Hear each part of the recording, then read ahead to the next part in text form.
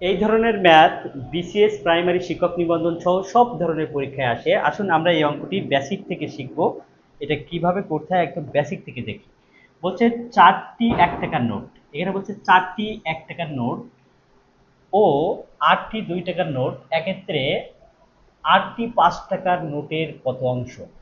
এই অঙ্কটা বলা হয়েছে। আচ্ছা, 4টি 1 টাকার নোট। 4টি 1 টাকার নোট মানে 4 গুণ 1 4 টাকা।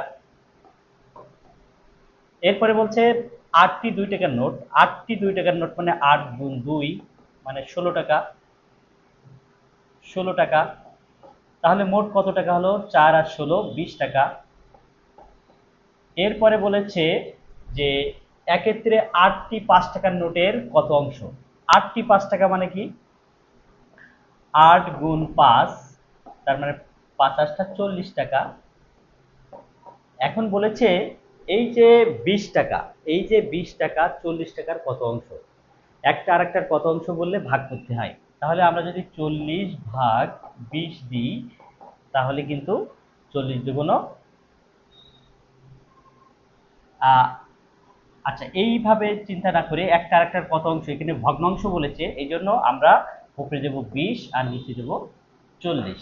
এই শূন্য এই শূন্য কাটলাম, তাহলে 2 1 2, 2 দুগুণ 4, তার মানে 1/2 অংশ।